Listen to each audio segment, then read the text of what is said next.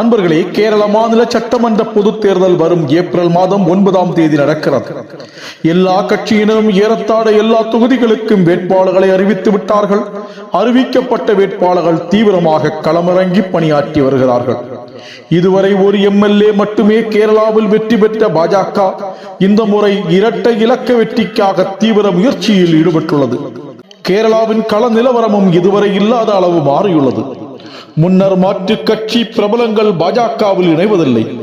குறிப்பாக மாற்று மதத்தைச் சேர்ந்த கட்சி தலைவர்கள் பாஜகவை அணுகுவதில்லை. இன்று களம் மாறிவிட்டது.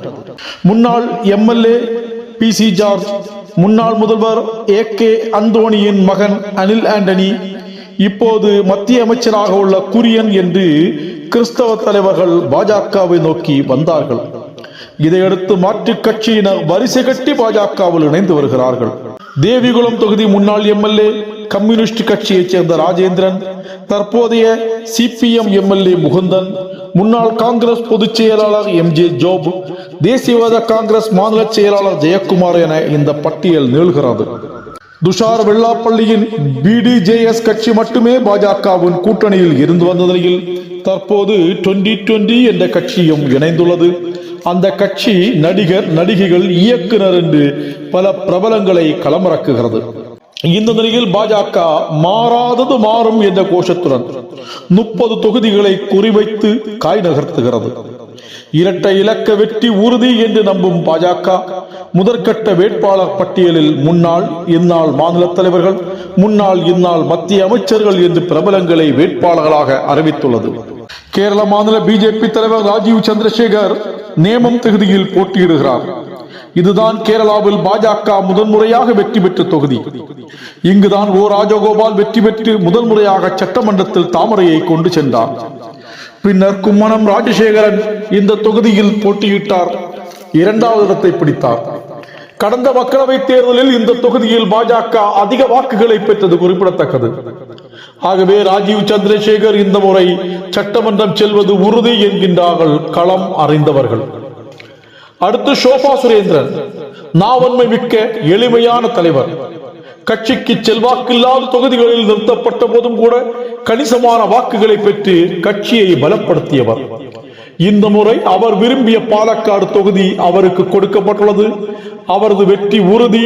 சட்டமன்றத்தில் பாஜக சார்பில் பெண் எம்எல்ஏவாக ஷோபா சுரேந்திரன் நுழைவார் என்கிறார்கள் கட்சியினர். அடுத்து மஞ்சேஸ்வரம் தொகுதி. இங்கு முன்னாள் மாநில தலைவர் சுரேந்திரன் 2016 போட்டியிட்டு வெறும் 89 ஓட்டுகளில் தோல்வியடைந்தார். 2021 1000க்கும் குறைவான ஓட்டுகளில் தோல்வியடைந்தார். இந்த முறையும் சுரேந்திரன் போட்டியிடுகிறார். அவர் எம்எல்ஏ ஆவது உறுதி என்கிறார்கள் கட்சியினர். அடுத்து கழக்கூட்டம் தொகுதி. இதில் முன்னாள் மத்திய அமைச்சர் முரளிதரன் போட்டியிடுகிறார். இவர் இந்த தொகுதியில் பல ஆண்டுகளாக வலம் வந்து செல்வாக்கை வளர்த்துள்ளார். தனது வெற்றி உறுதி என்ற நம்பிக்கையுடன் அவர் தேர்தல் பணியில் ஈடுபட்டுள்ளார். திருவனந்தபுரம் மாவட்டம் காட்டாக்கடை தொகுதியில் கட்சியின் மூத்த தலைவர் கிருஷ்ணதாஸ் போட்டியிடுகிறார். பல தேர்தல்களில் இங்கு இவர் தொடர்ந்து போட்டியிடுகிறார். அதன் மூலமாக ஒரு நல்ல அடித்தளத்தை தொகுதியில் தனக்கு உருவாக்கி வைத்துள்ளார். கடந்த MP தேர்தலில் இங்கு பாஜக கணிசமான வாக்குகளை பெற்றது என்பது குறிப்பிடத்தக்கது. கிருஷ்ணதாசும் வெற்றி என்ற நம்பிக்கையுடன் களமாடி வருகிறார். திருவனந்தபுரம் நகரில் வட்டியூர்காவு தொகுதியில் கேரளாவின் முதல் பெண் IPS அதிகாரி ஸ்ரீலேகா போட்டியிடுகிறார். இவர் திருவனந்தபுரம் மாநகராட்சி கவுன்சிலராக உள்ளார். இந்த தொகுதியில் MP தேர்தலின் போது நேமத்திற்கு அடுத்து பாஜக அதிகம் வாக்குகளை பெற்றிருந்தது என்பது குறிப்பிடத்தக்கது. அதுபோல் காங்கிரஸ், கேரளா காங்கிரஸ் என்று பயணித்து சட்டமன்ற தலைமை கொறடாவாக இருந்தவர் PC ஜார்ஜ். இவர் பூஞ்சார் தொகுதியில் பாஜக சார்பில் போட்டியிடுகிறார். இவர் இந்த தொகுதியில் சுயேட்சையாக போட்டியிட்டே வெற்றிக்கனியை பறித்தவர் என்பது குறிப்பிடத்தக்கது. ஆகவே அவர் இந்த முறை வெற்றி பெறுவது உறுதி என்கிறார்கள் கட்சியினர். PC ஜார்ஜின் செல்வாக்கு மிக்க மற்றொரு தொகுதி பாலா. இங்கு அவரது மகன் ஜோன் ஜார்ஜ் தொடர்ந்து களப்பணி செய்து மக்கள் மத்தியில் செல்வாக்கை உருவாக்கியுள்ளார். கட்சியை அடித்தட்டுக்கும் கொண்டு சென்றுள்ளார். இந்த தேர்தலில் ஜோன் ஜார்ஜுக்கு இங்கு போட்டியிட கட்சி வாய்ப்பளித்துள்ளது. அவர் உற்சாகமாக களமாடி வருகிறார். திருச்சூர் தொகுதியில் முன்னாள் முதல்வர் கருணாகரனின் மகள் பத்மஜா வேணுகோபால் போட்டியிடுகிறார். மத்திய அமைச்சரும் திருச்சூர் தொகுதி எம்பியும் நடிகருமான சுரேஷ் கோபியின் ஆதரவு இருப்பதால் வெற்றி உறுதி என்று நம்புகிறார் பத்மஜா வேணுகோபால். தேவிகுளம் தொகுதியில் முன்னாள் கம்யூனிஸ்ட் எம்எல்ஏ ராஜேந்திரன் போட்டியிடுகிறார். தோட்ட தொழிலாளர்கள் மத்தியில் செல்வாக்கு மிக்க தலைவரான இவர் நம்பிக்கையுடன் களமிறங்கியுள்ளார்.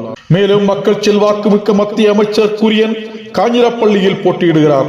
மகளிர் அணி தலைவியும் வயநாட்டில் பிரியங்காவை எதிர்த்து போட்டியிட்டவருமான நவ்யா ஹரிதாஸ் கோழிக்கோடு வடக்கு தொகுதியில் போட்டியிடுகிறார். இளம் போராளி அனூப் ஆண்டனி திருவல்லாவில் களமாடுகிறார்.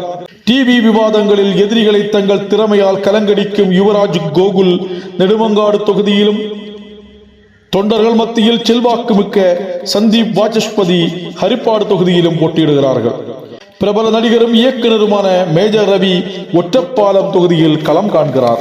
மேலும் பிரபலமான வக்கீல் சங்கு டி தாஸ் ஷொர்னூர் தொகுதியில் போட்டியிடுகிறார். இப்படி பல விஐபிக்கள் முதல் கட்ட பட்டியலில் இடம்பெற்றுள்ளார்கள்.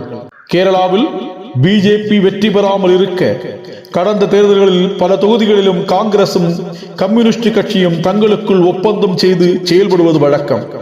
இந்த முறை அது நடக்காவிட்டால் இரட்டை இலக்கத்தில் தாமரை மலர்வது உறுதி என்று சொல்லுகிறார்கள் அரசியல் நிபுணர்கள். ஆக மாறாதது மாறும் என்ற கோஷத்துடன் களமிறங்கியுள்ள பாஜக இந்த முறை மாற்றத்தை கொண்டு வரும் என்றே கள நிலவரம் கூறுகிறது. தொடர்வோம். உங்கள் கிரீஷ்.